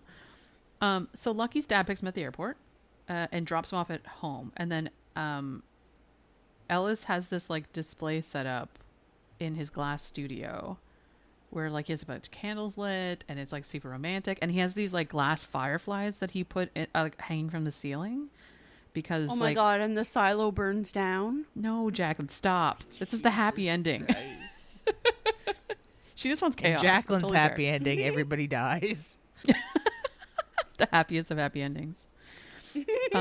This isn't the Notebook, Jacqueline. So Ellis gives Lucky this glass heart sculpture. And then like he's basically giving him his heart. And then he takes him to yeah, right. He takes him to their windmill they always go visit. And he has this big, like, a bunch of lights and stuff set up. And he proposes to him there, obviously. Because we have to have an happy ending. And then the last chapter is them getting married in the field between their houses. And this is where you get the backstory about prom. The story is that Lucky wasn't going to go to prom because he had no one to go with. And he really, like, again, the big love thing, like, prom's a very, like, a prominent thing for him. And he was like in his feels about it, and like he's like, I'm just not going, like fuck it, like I'm just gonna stay home and whatever. And Ellis shows up to his house with a big sign that says, will you go to prom with me? And because promposals are a thing. Because promposals are a thing. He brought him a suit to wear, and they had matching blue boutonnieres. And so when they got married, they had matching blue boutonnieres as well. And Ellis was standing at the end of the aisle that said, with a sign that said, Lucky, will you marry me? Best ever. It's so adorable. And then we get the epilogue. And the I epilogue loved is adorable. I loved it. Do you want to talk so about the much. epilogue, Ash? Oh my god. Like...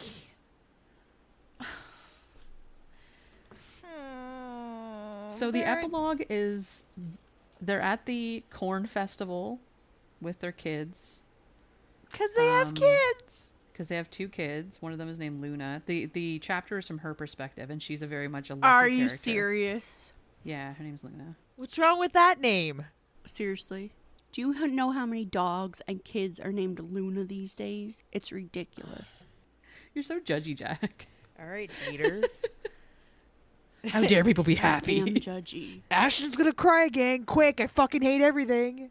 So this is their 10-year anniversary. They're at this fair with the kids, and they're just like living their best life, basically. And it's just like this really cute little story. It's from Lunar's perspective, and she's talking about how like her dad's always kiss and stuff, and it's just like it's just super cute and adorable, and it's very wholesome. And that P.S. I have a stupid ass name. It's the way that she views them. Like, oh my god, the simplicity of children, and like how it's just one of her dads doesn't speak a whole lot. Like, it's very wholesome, and it's quite adorable, and it was such a lovely way to like cap off that book, and it's like the happiest of happy endings that you could ever ask for. it's So on that happy ending, Jacqueline, it's time. read the porn. It's very short, I promise. It shouldn't take too long. You do have to say lucky a couple times, I'm sure. I'm sure I do. And they say she's so lucky. She's a star. No. You know that's a Britney Spears song, right? I do. I don't think Rachel did. I sure shit don't. All right. Are we ready? I was born ready, buddy. This table is the perfect height. It's an errant thought, but one I latch onto because otherwise I might float away. Ellis's dick is big. The whole guy is big, let's be honest. I've never quite felt anything like it, but God, was I ready. I was so ready for him. It feels like I've been waiting a lifetime, a decade at the very least, ever since I was a teenager who figured out exactly how not quite friendly my feelings were for my friend. My friend. My something so much more. Ellis stretched me enough so there's no pain, no discomfort, but there's a big something taking up residence inside my body, like a tidal wave rushing steadily toward shore. It's alarming, the gravity of what I'm feeling, how much more this is than any other fuck I've had. Because it's not just a fuck. It's not. Ellis stares down at me as he moves, his focus absolute. There's a small bead of sweat on his forehead, dampening a strand of his hair, and his eyes are endless and brown. Beyond him are the fireflies, like little sentinels shining down their light. It's beautiful, all of it. Ellis, the twinkling lights above him, even the smooth wooden table under my ass. It's like a rustic dream, cast from a fairy tale. I realize I'm focusing on every single thing apart from what Ellis is doing to me, but that's because if I think about what his cock feels like, if I think about the way his hips are slapping my ass, and how his fingertips are digging into me as if he can't bear not holding on as tight as humanly possible, I might shatter. I might just blow apart into a million tiny fragments, and I'm not ready. I'm not ready for this to end. He doesn't want to jizz in his pants. No one's wearing pants. Right, true. Luck, Ellis croaks. Yeah, I breathe out, dragging my fingers through the hair at the sides of his head. His ass cheeks flex under my heels, and he leans forward, dropping a hand near my shoulder. Every time he slams into me, I pump an inch up the table, but he pulls me right back down. Am I, he says, his chest heaving as he stares at my face, is okay? Oh God. You're perfect, I tell him honestly. So good. You feel so good, baby. Fuck. I'm just trying not to come. His face flashes in confusion. Not ready, I explain. Not, God, kiss me. He slows, scooping his hands beneath my shoulders. He lifts my entire upper body off the workbench, hands dragging up my back to my neck, arms holding me steady as our bodies press together and his fingers thread into my hair. I nearly go off right then. I feel drugged as Ellis drops his head, fitting our lips together. I cling to him, my heart racing so fast I can hear it in my ears. He doesn't move for a few endless moments, his cock stilled inside my body, allowing me the chance to come down. 18, he says, pressing his forehead to mine. What? I was 18. There's a pause, and Ellis's fingers curl lazily against my scalp. The first time I thought about this. Fucking me? I ask quietly. He nods, nose brushing mine before he nudges at my cheek. His hands slip down my body, leaving my hair and roaming over my back, down to the swell of my ass. I hang on to him tighter. Why didn't you tell me? I ask, drifting my fingers along his skin. He shakes his head slightly. Didn't understand it. Was scared. I get that last part. I asked you once, though, I recall. Later, I asked you if you were attracted to guys, and you said no. His head lifts, eyes meeting mine. Wasn't guys. My breath catches all over again. Only me. He nods, shifting, causing his cock to drag ever so slightly against my rim. Luck, he rasps. Yeah, I answer, groping him tight. Move, Elle. He drops his head to my shoulder, tugging my hips until my ass is nearly off the table. I don't for a second worry about falling, not when Ellis is holding me.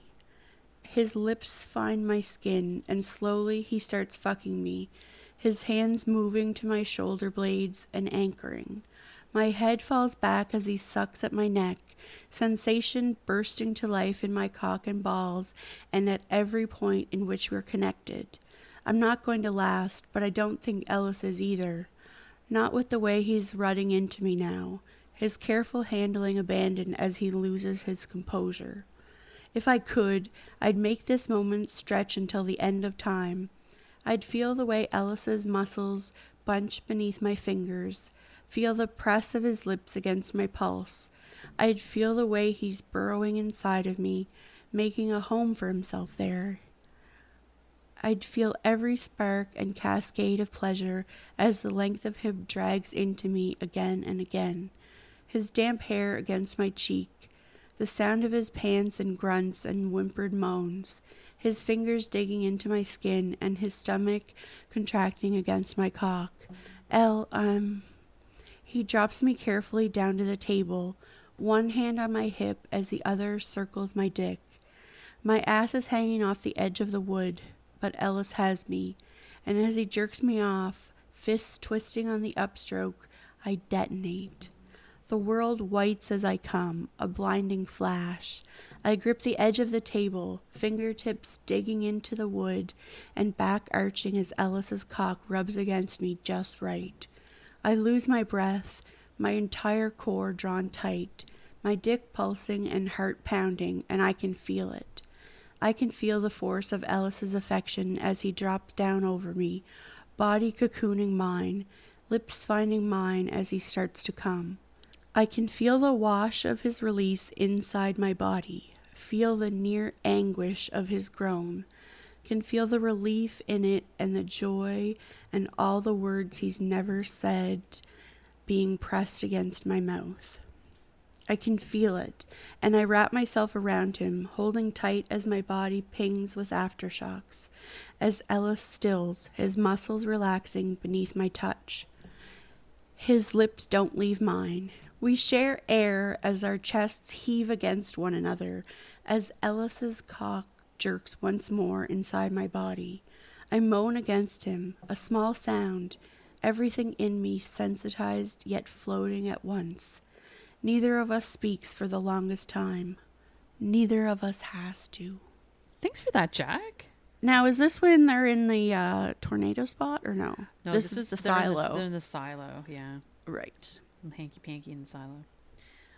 So this brings us to the rating portion of our game. I think we should rate this on tornadoes. So Ash, I got like, let's call it like Lucky 5 five. tornadoes. Yeah, lucky number 5 tornadoes. How many tornadoes? How many tornadoes do you feel about this book? 5. Yeah, that's fair. Like, I don't.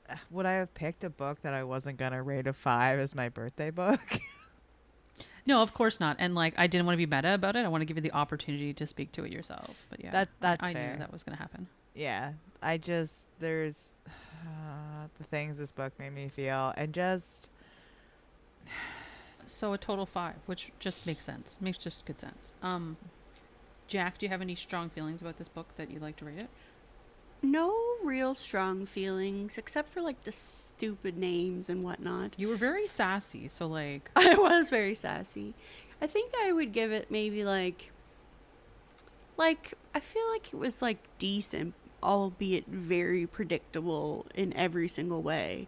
So maybe like a full on like crazy ass tornado, one that just like wipes out a bunch of fireflies, and then fucking around. and then just and then like a warning where you have to go get tornado cockblocked downstairs under the earth or whatever. but no Thank you. cocknados. So So was like that 4? 1.1 like 8.9 Oh or damn. something. Okay, that's very precise. Thank you for that. or maybe like 2.37, Okay, rounding up to 2.4. 2.4. So that's like half-ish. Yeah, but not quite. Okay, not quite half. Well, thank you for that assessment, Jacqueline. I appreciate it. I'm going to give this book a 5, obviously. However, I'm going to give it an extra 0.5. What? The reason I'm giving it an extra 0.5 is straight up because Ashton didn't make me read something that made me sob. Because I was ready. I was literally sitting on the edge of my seat reading this book the first time, being like, I'm just going to, like, I need to block off my day because I'm going to be crying at the end of this day. And I need to be prepared for that. And then it just didn't come. And I'm like, oh, thank heavens.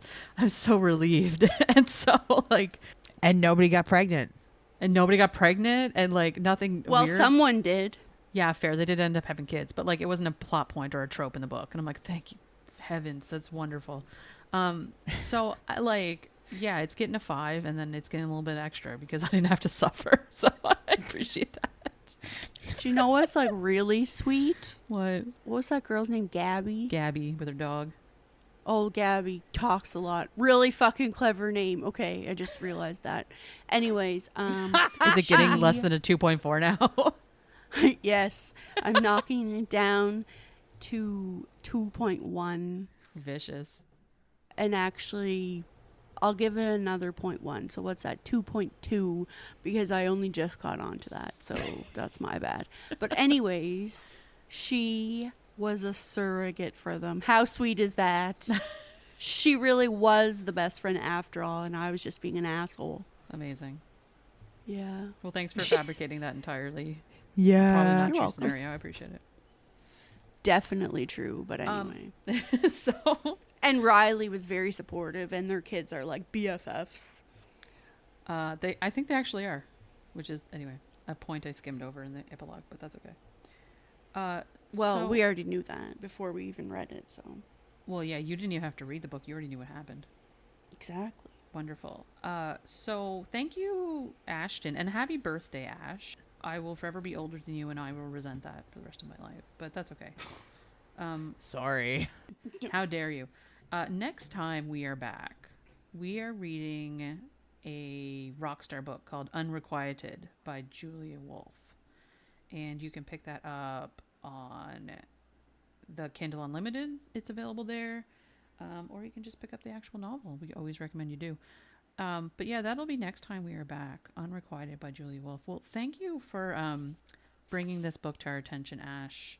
Have a happy fucking birthday. Yay. Happy birthday, Ashton. It's no fun if you're expecting to cry. Now I just have to pick like the most random book possible and have it be a fucking tearjerker. I so don't look forward to that, but I appreciate your effort and everything that you do for us. I really do. Make me cry. Make me cry. Make Jacqueline cry? Good fucking luck. Thanks for joining me, guys, and we'll see you next time on the Queens of Spice podcast. Bye. Bye. Thanks, Rachel. Thanks for listening to the Queens of Spice podcast. You'll find us on Instagram and Twitter at Queens of Spice. Or if you want to send us an email, you can reach us at queensofspice@gmail.com.